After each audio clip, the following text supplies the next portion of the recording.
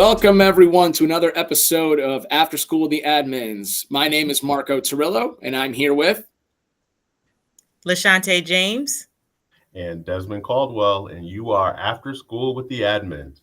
We are so excited today to have LaShante here with us.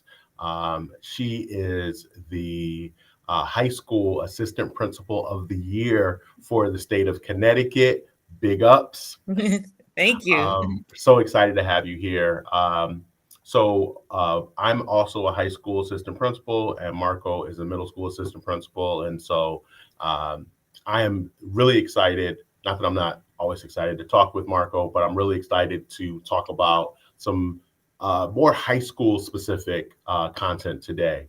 And so if you're okay, I say we just jump right into it. Sure. Okay. So one of the biggest conversations I have with families and talking about coursework is the difference between AP classes and what here in Connecticut we call early college experience classes. Other states have a different version. Some of them call it dual enrollment, but it's a course that is taken at the high school, taught by high school teachers, but earn college credit and are usually the curriculum is driven by or actually created by colleges. In our case in Connecticut, it is usually the University of Connecticut, just for people who maybe aren't familiar with the term ECE. So when you are, I'm assuming you have both at your school. We do. We have both, but the ECE experience has been driven by staff availability. The staff that's certified to teach that course. We do have it here and there. There's more popularity we find with AP, but also we're IB school. So much of our resources and energy directed to the IB philosophy and pathway. Beautiful. Yeah. So I also, when I was in Hartford with Marco, was at a school. We were building the IB program and had just started in the DP program or the diploma program. Do you want to just take a second to let people know what IB is? And we can actually bring that into the conversation as well. I'm so excited. So that's a good question. IB for a lot of people is hard to really to wrap their minds around. The IB philosophy is a global one, right? And there's usually some type of problem or question that has students investigate and look into solving that problem or question, but not only it's like a community solution. It's not contained to just the classroom. It's beyond the walls. And IB can happen in stages. We actually are MYP IB program. So we have it for 9th and 10th grade. And then we have DP and CP. So I know these PPPs. MYP means middle years program. You're kind of building those foundational skills for some students, especially for our students felt like the IBDP was a little too rigorous and they were less likely to venture into that. And we wanted to expose our students and make them more likely to experience or want to experience IBDP, which is the diploma program. Great for preparing for college. Rigorous discussions, very thoughtful work, research. My favorite class to sit in, and it's because I supervise social studies, is IB Global Politics. And with everything happening in the political environment now, to hear 11th graders speak about the impact of history on today's global politics, and not just within the United States from the perspective of other countries, is simply amazing. And that's the kind of work you see happening in IB. Students do take an exam similar to AP at the end. They walk away with a diploma, but they also walk away with college credits. Then you have the CP program. We usually have more of our pathways through that. We have medical, we have marine biology. We're starting a culinary program. So we see students who are going to a more hands-on or very focused program going through it's called a career program. That's what CP stands for. So we have it on 3 different levels. Okay. Yeah, thank you for explaining that. We never got to the CP portion, so that was great information for me as well. Um, so I assume that you are a little biased as to the programming, and that's okay. But what do you see as the benefits of each of the three? So what I was gonna say, I would never direct a family. I would give them, like you said, the information behind all three, and it Mhm. depends on what the family's looking for, right? So with the ECE, you already said you're dually enrolled. You are literally a college student at the same time you're a high school student. And something that I would like families to understand is that you're also under the grading policy of whatever that college campus has. You have your high school grade and then you have your college grade. And the syllabus is a college syllabus. Mhm. There are some limitations to some classes that you can take. Like you can only take one English class at one time, I believe. So those are some of the things to look at. But if you really want a true college experience or to get a taste of a college experience, I would recommend the ECE program to my students. In terms of AP, being within the level in the building, looking for a little more of a challenge, something more rigorous, the opportunity to earn college credit through taking the test at the end, but you still have the teacher to work with, to support, and it's more in the locus of control for the teacher in the classroom. I would recommend that for a student. And then IB, you have the different opportunities here in my building, whichever one speaks to them. But I think all three are great ways to prepare and give a student the tools to be successful beyond high school in a college classroom. Yeah, I would add, so I do steer families based on the feedback that they give me from the student and from the parent as well. Um, I think the biggest piece between the ECE and the AP for me, um, and I would say DP as well. AP and DP have that final exam, which Mhm. determine whether or not you've earned that credit. And then it's up to the college. I forget the scoring for DP, but I know AP, depending on your score, typically colleges start thinking about whether or not they're going to give you college credit with a score of a 3. 4 and 5 are more of a given.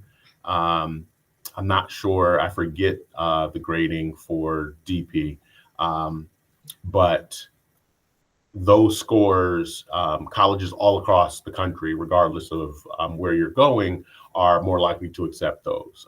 With the early college experience or the dual enrollment, those credits, I mean, those are actual college credits. You receive a college transcript with those courses, honors, credits, all those things. However, those courses are not always accepted if you leave the state for Right, school. right. And so that sometimes is, that's part of the conversation with the family. What schools are you looking at? Are you looking for just the experience, or do you want these credits to transfer? And so that plays a role as well, because the number of AP classes, EC classes. I mean, we have students who are graduating with upwards of 18, I'm going to say or more than a 21, semester. Yeah, 24 like credits, right? a semester. Yeah, yeah. And so, if you are looking for all those credits to transfer, that's big. Which way you're going. So you've got to sort Right. of think about that up front. But all of them have such rich learning experiences and are, really strong ways to prepare a student for that college experience. Um, do you think there are any drawbacks to any or all of these experiences?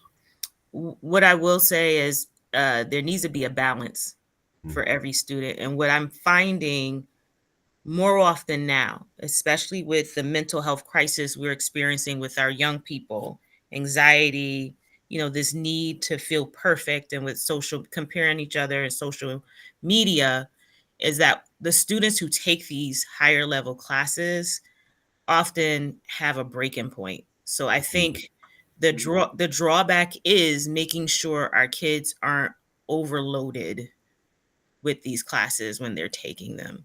That is what I've seen from my side. Like, people have different perspectives, a counselor, the actual teacher in the classroom, but as the administrator who's supporting kids, I'm seeing the mental health impact for a lot of our students who are taking the upper level classes. Yeah. I definitely have seen students who are having to balance that and their extracurriculars, and watching them earn grades that they are not comfortable with, or they are not accustomed to earning, and trying to remind them that, look, this is a more rigorous, this is a more demanding course that you're taking, and time management is something that I feel like there was a time where we really taught that. I think of and Marco, maybe you probably remember this, Avid. We talked about time management. We talked about all the organizational skills, and I feel like we've gotten away from that a little bit. And many of our students just don't fully understand. You have to understand about my district as well. I receive students from, my gosh, I think we have 36 different towns that are coming here. And so the bus rides are, every student is a bus rider here. There are 0 walkers at my school. And so there is a significant portion of time where they are in transit, just getting back to their towns. And so that time is sort of eaten up, especially because the majority of the work we give is computer-based or electronic. And so they're not really able to do a whole lot on the bus rides to and from school. So those blocks of time aren't really productive in the same way that it is for other students. And then if they play a sport or are in the spring musical, work a job, balancing all that can be difficult. And so I also remind my students that, look, you're also only going to be this age once. And I want you to enjoy your high school experience. And so I'll never tell a student not to challenge themselves. Right. Because that is what we're here to do, to push our students to be the best that they can be. But also I want them to really, really focus on enjoying the time that they have here. In fact, that was one of the focuses of the school year this year, was on joy, and making sure that we are finding the joy in the things that we do. LaShante and Des, before you go any further, I actually have a question based off of something you said from it.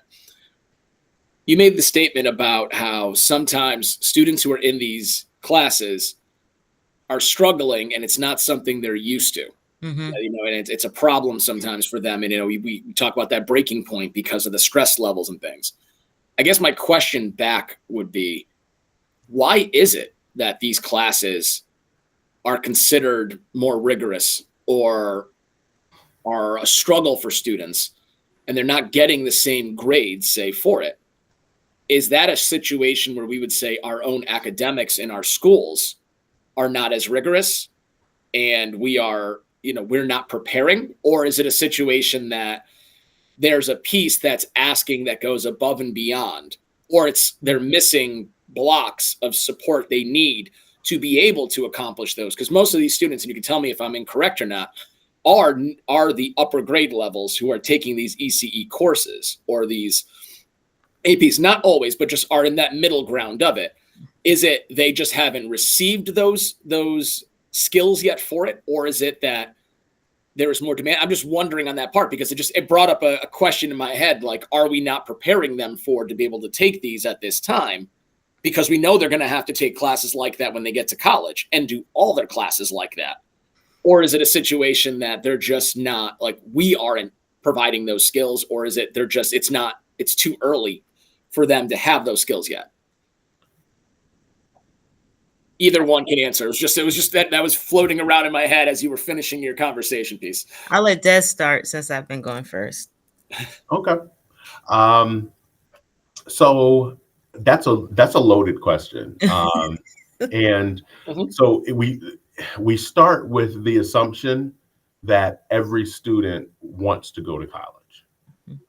And so that is, I mean, I certainly want every student that walks across the stage and whose degree I confer at the end of the school year, I want them to be prepared if they choose to go to college. But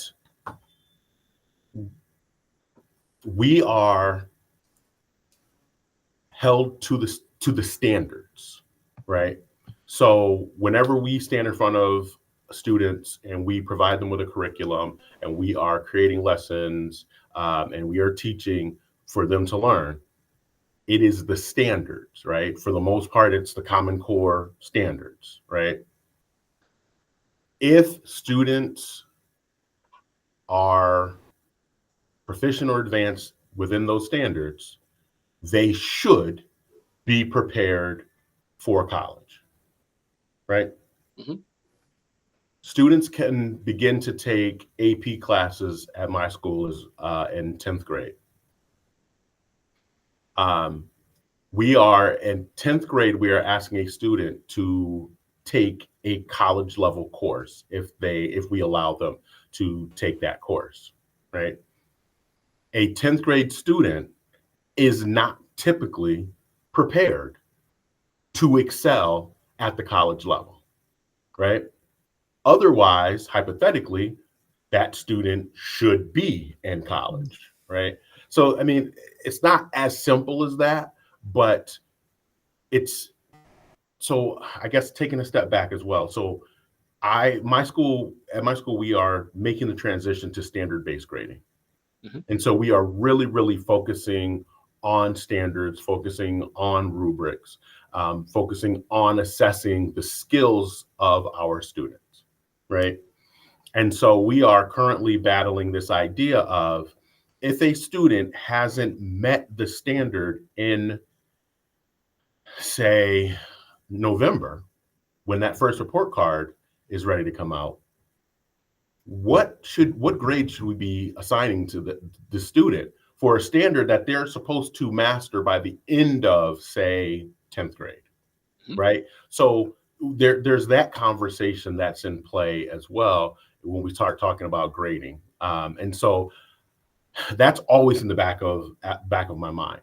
I guess the more simple answer is, we do have a situation in our country where students are not necessarily prepared and on grade level based on standards that really begins late elementary. I mean, some students, unfortunately, are not receiving what they need in the primary years as well, but late elementary through middle school.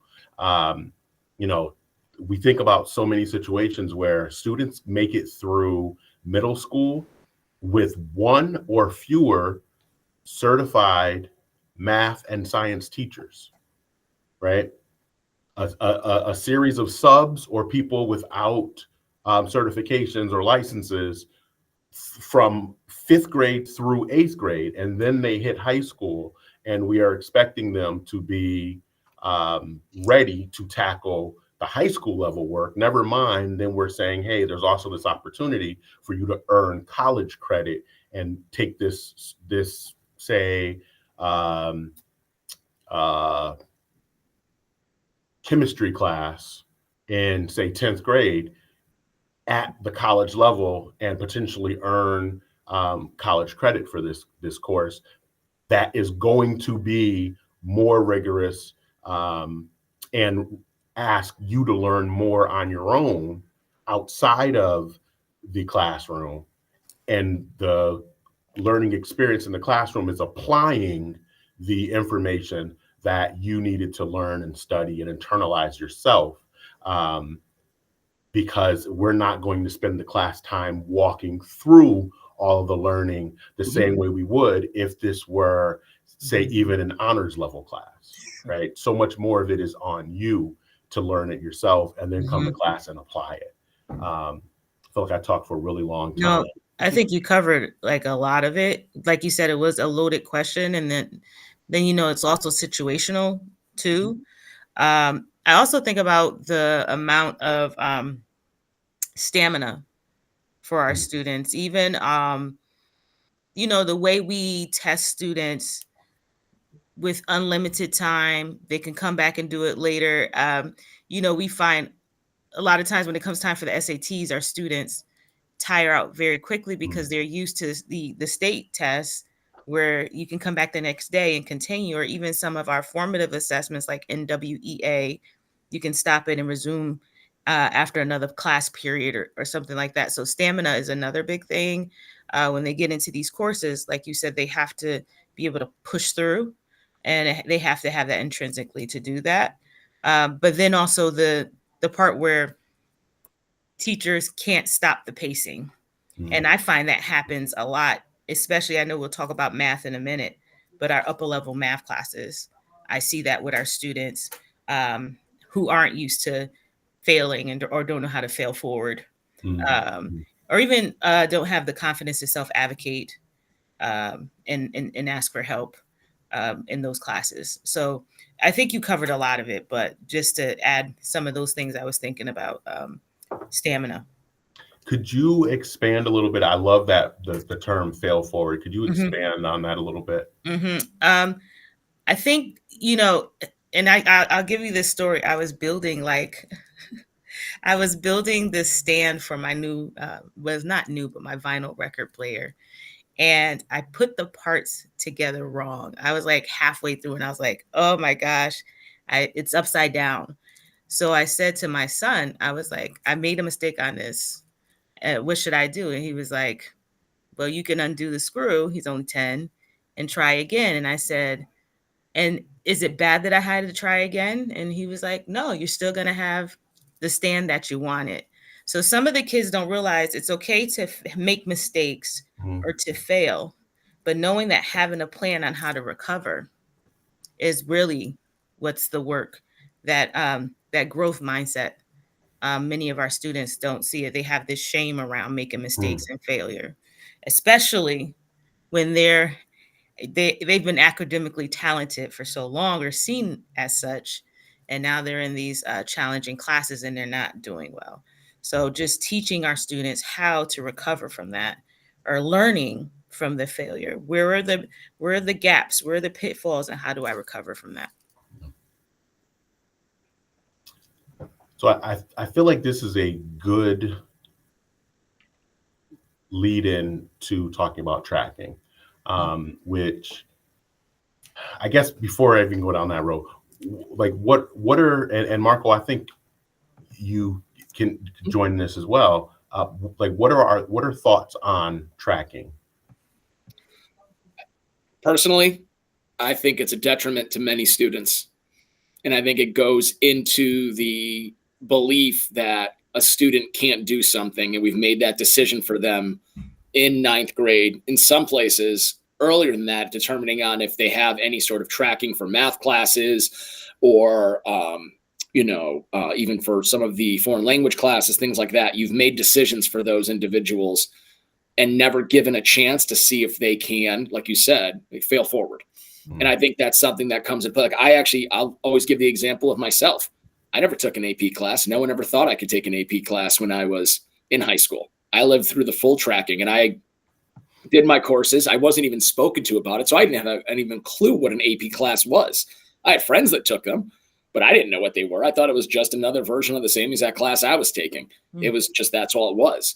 But, look at the position I'm in now. I work through education. I think about it, I'm like, I didn't know anything of that. I know so many individuals who are extremely successful and never took one of those classes, but probably could have, and maybe have even ended up in other colleges they could have went to. Granted, they were lucky that their lives ended up in great places, but I do think that we sometimes in education do a disservice to kids because we've made the determination that they can't handle that. Mm-hmm. Or we say because they're not doing the work or whatever might be the reasons inside of the classes now, they can't handle that. It could just be the fact that they are bored, or this work that they are being told to do in the class they're in is not hard for them. So when they go and take the test and they ace it, they're considered that, oh, there must be some other reason why they got it right, versus maybe they should have been in a higher level class and they might have been an individual who had started doing all this work. Or if you gave the student the chance, they would find a way to succeed and go through it. And I think that is missing a lot of the times when we look at classes for AP, ECE. And I think specifically, I will say, I do believe this hurts Black and brown students mostly, because when any sort of stereotype or assumption comes into play, it happens to a lot of our students who are non-white. And I think about that. And like I said, I go with myself just with my own personal experience of never taking it. But I do know through my years in education, when I look at those classes that have been given when I worked at the high school level, or when, I've seen about students that are taking it at even the higher levels that I look at in my own district or in other districts, it's predominantly our white students who are getting those opportunities. So I think about that a lot. I think tracking to me is a disservice to students when we look at that. I don't want to change the topic, but I do want to respond to something you said, or that it's relevant to what we're doing now, the work in my building. So tracking is happening. We see it at the elementary level in the form of like gifted math or talented and gifted programming. And students often have the math separate from the other students. We see it in middle school. They're on an accelerated math track and then eventually get access to a high school level credit by the time they finish middle school. Where we're fortunate in Norwalk is that our district priority and policy is equity and excellence for all students. And we are constantly looking at the disparity in those classes, in those programs, so that what you see, Marco, isn't something that is happening to our students, because we are primarily Black and brown. Like my building is 68% Black and brown. So what we've done on my school, we have an equity committee. Two of my colleagues, there's 5 assistant principals here. 2 of them sat down, and just so happened last year, they looked at the incoming 8th grade numbers, and they looked at the metrics, PSAT scores. We do NWA for progress monitoring and grades.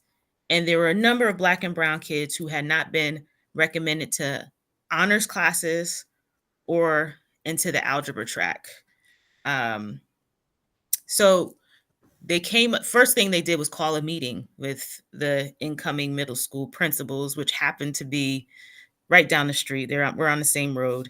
And they talked about what systems do you have in place for recommending these kids to this program or to our programs. And, they came up with a way to make sure we don't lose students because they weren't recommended.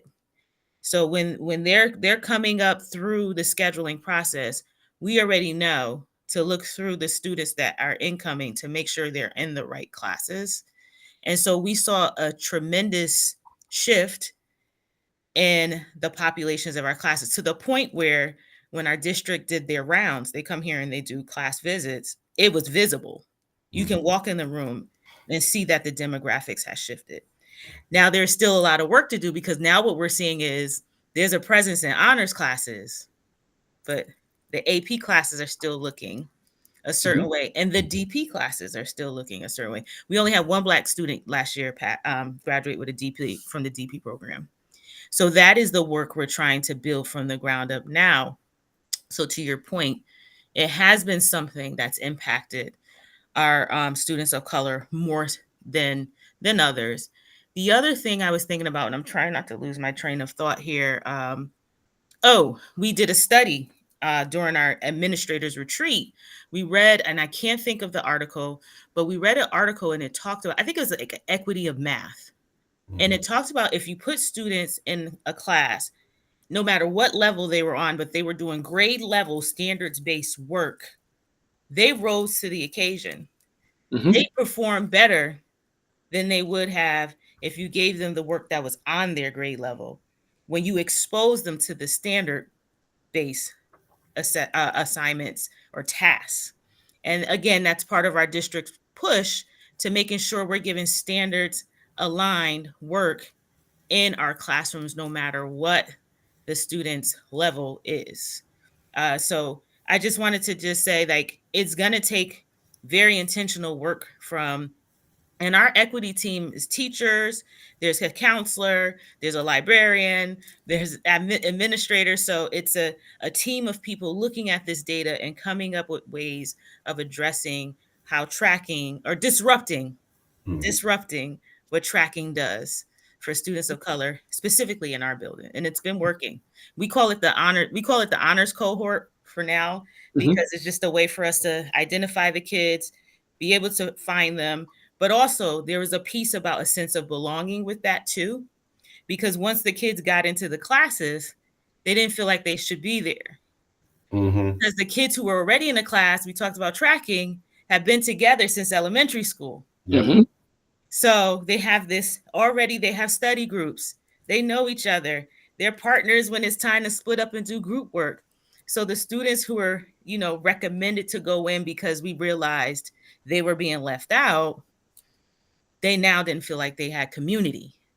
So part of this honors cohort was to build community. So if they see other kids who've been doing the check-ins with the admin, we do tutorial sessions with IB students tutoring some of our ninth graders, then they get to have this connection and build a sense of community as, they go through this track. But we're starting to see it become a little more automatic, but there's still more work to do around. Yeah.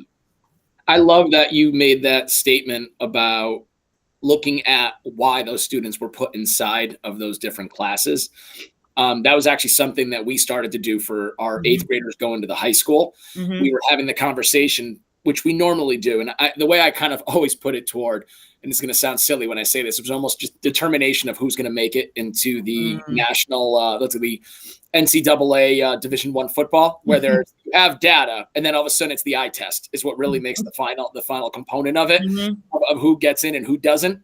So what we tried to do differently was look at it and say, instead of why a student should not be in the class, meaning as in like looking and saying the student can't do X, Y, Z. Now is everyone needs to come up with the reasons why the student will be able to be successful in it.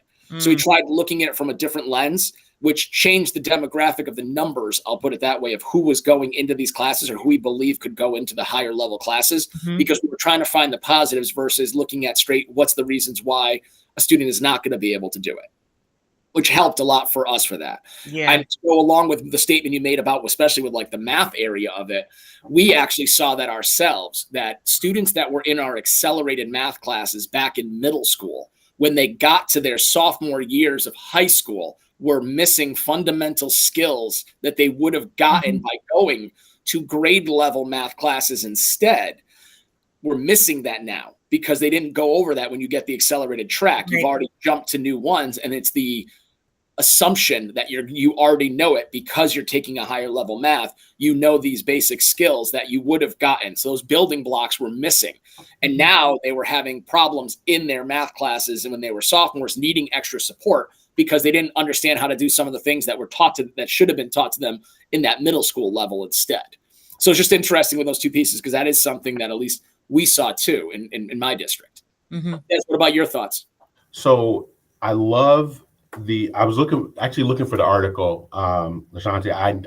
I know the article. I can't think of the name either. I was trying to like scroll through like all my stuff frantically, trying to find it. I didn't find it. But one of the major takeaways from that, and piggybacking on what you just said, Marco, is if a student is behind grade level, and let's talk math specifically, and they are not, let's say, sixth grade, if we are spending all of our time plugging the holes and trying to bridge the gaps, then they never receive the sixth grade curriculum, right? So they never get a chance to master the sixth grade standards, which then means that every year thereafter, they are not being taught those grade level standards. And so there is no path to catching up, right? And so the biggest thing, and you touched on this, LaShante, the biggest thing is you have to teach them the grade level, you have to deliver the grade level curriculum, right? Because if we are not, then that's the only time they're going to receive that at that grade level. Now, there are things we can do to help support, right? There are additional courses, or there are tutoring. There are different things we can do to help support the students. One thing that I'm seeing a large increase is using programs like iReady, or I shouldn't be giving away free advertisement, but Delta Math, programs that allow students to, outside of the class time, focus on developing the skills that they have missed in previous years. One thing that I have noticed, and I've worked in some districts that were really focused on equity, loaded with people who consider themselves social justice warriors, really took DEI seriously, until it came to math and tracking in math. And then it became, I'm willing to sacrifice a lot of things. I am not willing to sacrifice my children and their math development, because we recognize how integral math is to advancement and just the way we operate as a society, right? And so that was always really difficult. Those are always really difficult conversations, because everyone wanted their children in the highest math possible. And so when we go to the models where it is just grade level math, whatever that grade level curriculum is, and then we differentiate to support students. So, everyone is entitled to the grade level math, and we try to really, support students to go as far as they can go. It was not received the same as, for instance, I want my child to take pre-algebra in, let's say, 7th grade. I want them to take high school algebra in 8th grade, so that they can go into high school and jump immediately into geometry and potentially finish in calculus or beyond, depending on how much they double or triple up with their math courses. But when that wasn't offered, the venom that those same people who fought so hard for students who didn't look like their children, the venom at be it the school board meeting or the parent council meetings or just in my office meetings was so, I guess it was expected, but the cognitive dissonance was astounding to me, that I'm willing to do these things, but not here. And so it also sends a message to us as educators that we have not figured out how to properly educate you and differentiate in math.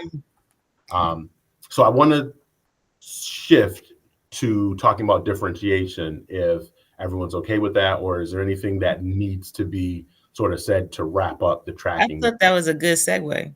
Okay. Yeah. I'm getting better at it.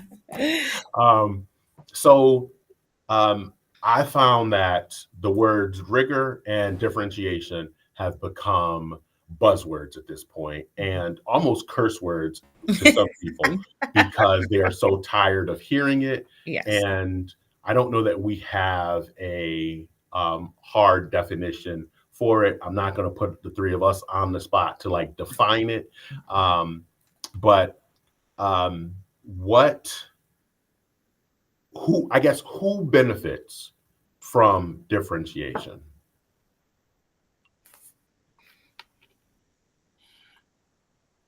I think all kids benefit from differentiation, even though we hear it most for our students that might be in like a co-taught setting for special ed. We do co-taught for MLL, but you already mentioned that there are times where there's a gap for a student, and that can be a regular education student where something was missed.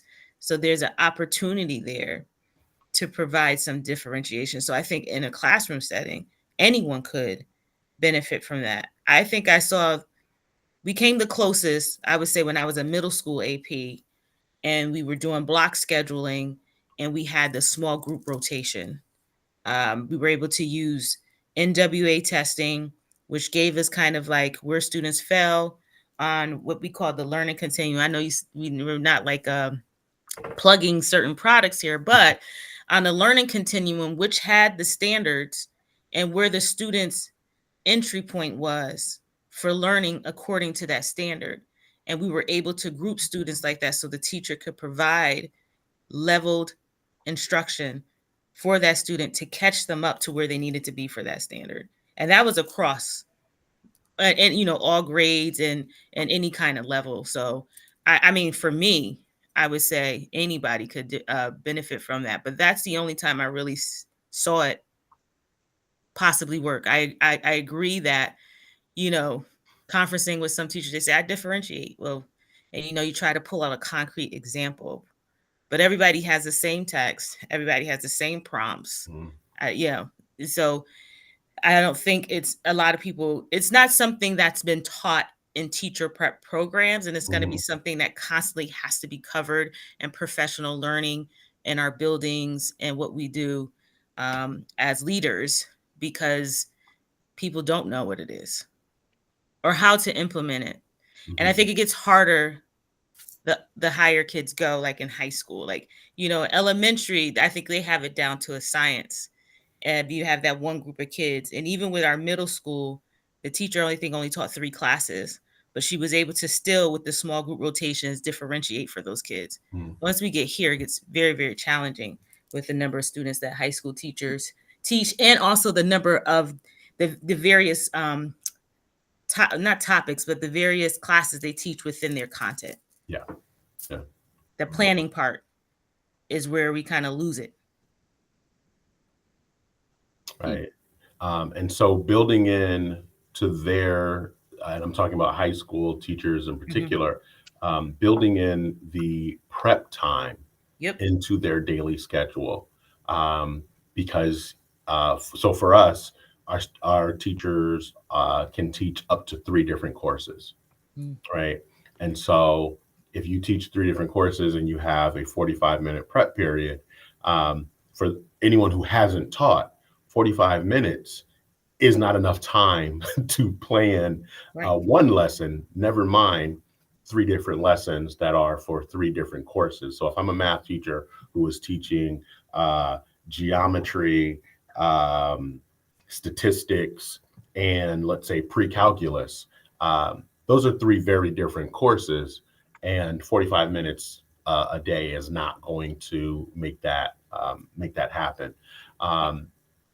So the one of the pieces that I think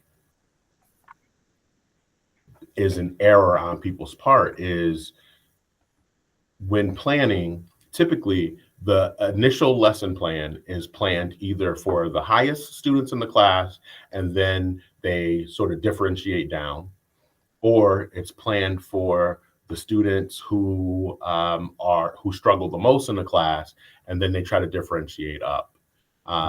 Or they plan for the student in the middle, and they differentiate down and up, versus just planning the lesson to tackle the standards and focusing on the entry points for students, right? So students, regardless of what scaffold the student needs, like building the lesson so that students can enter at the place that makes sense for them. So for some students, they're going to need more scaffolds than others who maybe show up and already feel pretty proficient on that particular topic. But that was the struggle, because as leaders, I don't think we properly prepared our teachers for how to do that work. So then we put ourselves in a situation where parents felt like, my student already knows this. They are sitting bored while other kids who are struggling are getting all the attention, and they are being asked to hold on, to wait, or to just keep working on something that they finished 10, 20 minutes ago. And so it gives that perception that your child isn't being challenged, your child doesn't have any work, and then should be in a higher class. And Marco, to your point, so if we create that higher class and put them in that higher class, that 10 or 15% that they didn't know compounded over the school year ends up in some pretty big gaps that they find out later on when they're in a course that piece is missing, right? So what do you find is the hardest piece of preparing staff as a whole to be able to differentiate?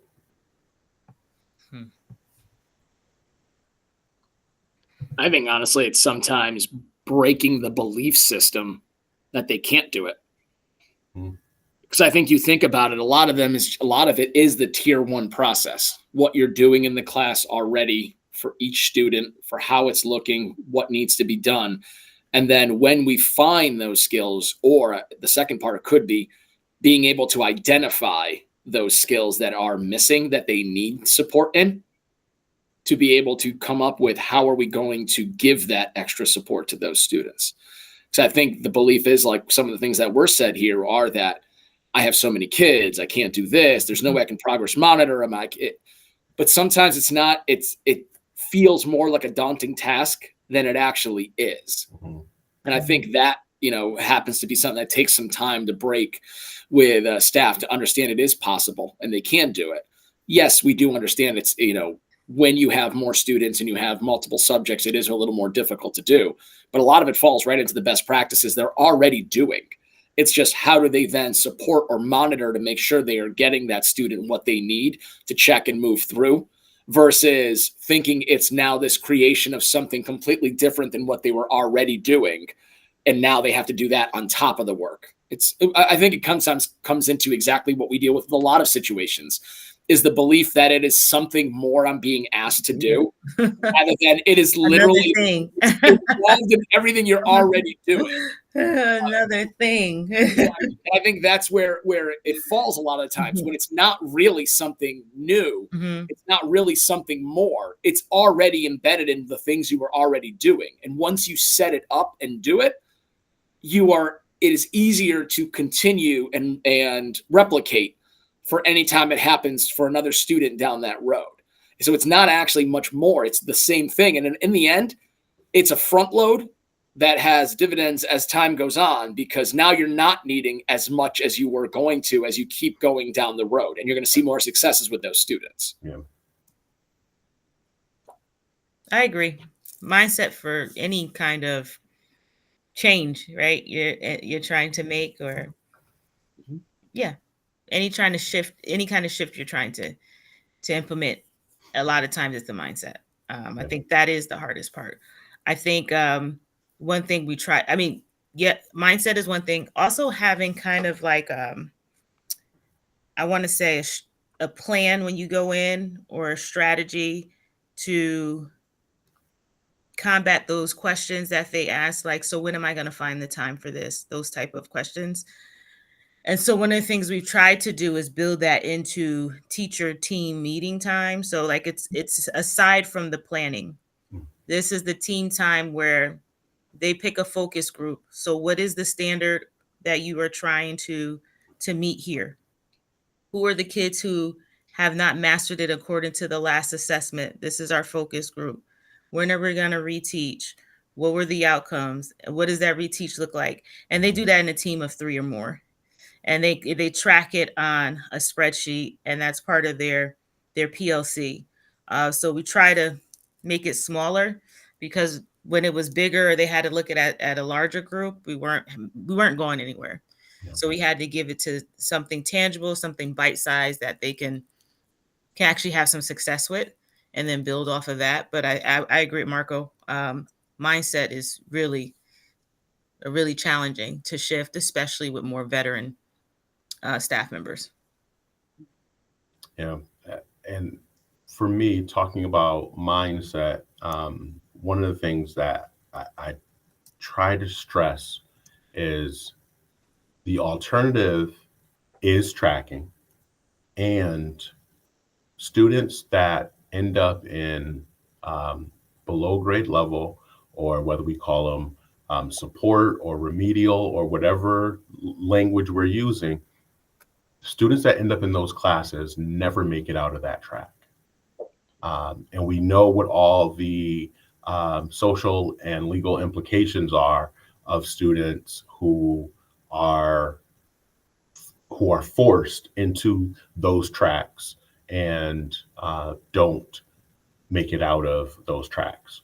And so that's one of the things that I continuously remind my staff, like, we are equity at our core.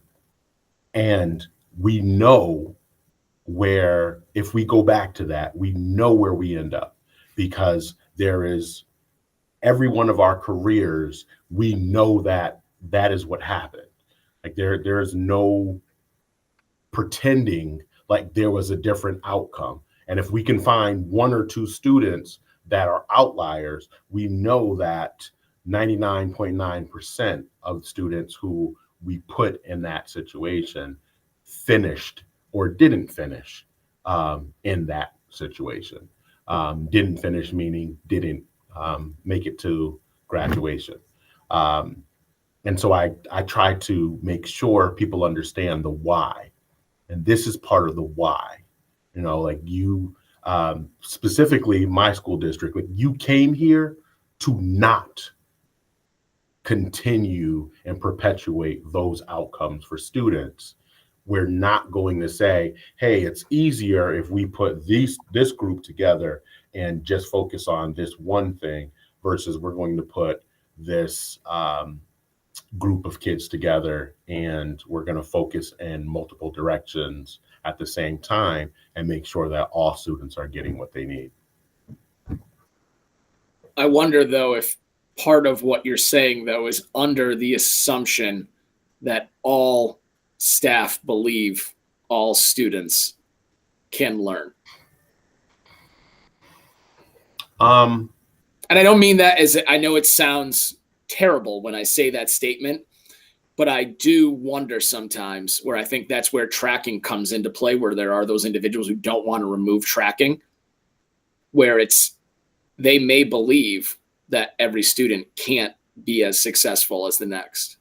So I obviously I've been alive long enough to know that exists, yeah. But I think it is more, I think people would verbalize, I believe these students can learn. Mm-hmm. I believe they need more support, and I'm not able to support them the way that I could if, instead of all these students who are on various levels or in this one class, if I could take these 15 students and have a smaller class with them and focus more on the things, their deficits, right? The things they don't know, the standards and the skills they haven't mastered. if I could just focus and just, plug those holes, then they would stand a better chance at catching up and being able to make it back to grade level. And I think that's whether or not they truly believe that is, I can't read minds, but I've had enough conversations where that is what is verbalized. But my response to that remains, except that has not worked for decades and decades and decades. That is what we did, and it did not work. And so if you are the educator that is talented enough to do that and break decades and decades and decades of evidence that says it doesn't work, then you are talented enough to put all these different students in the same room and do it the way we're doing it and be the model classroom for how everyone else can also do that. Well, I think we've talked about a lot of different things today. LaShante, thank you so much for being a part of our conversation today. Thank you for having me. It pushed me too to think a little more, constantly thinking about ways to make an impact and support. So definitely, we have to do it again. Absolutely. Anytime. We love having guests on who just love education and are willing to talk and share their experiences of what they're willing to do and what they've done to help out in any way possible. Thanks. Thank you for the invite. Anytime. Any last words? Well, it's great to be in a room with other thinkers. Iron sharpens iron. And I truly appreciate this. It is a learning experience for me too. So I'm really thankful to be here, and I hope to be back again. It's a pleasure to meet you, Desmond. Absolutely. Same here. Thanks, Marco. Des, any words? I don't preach after the preacher. Especially when you are the preacher who makes that last statement to drop it for everyone else. Well, thank you again, everyone. Be on the lookout for any new episodes. School's out.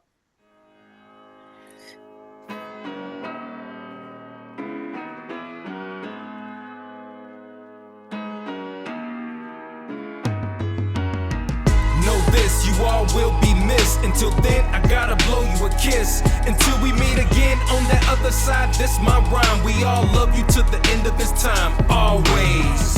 Know this, you all will be missed. Until then, I gotta blow you a kiss. Until we meet again on that other side, this my rhyme. We all love you to the end of this time, always.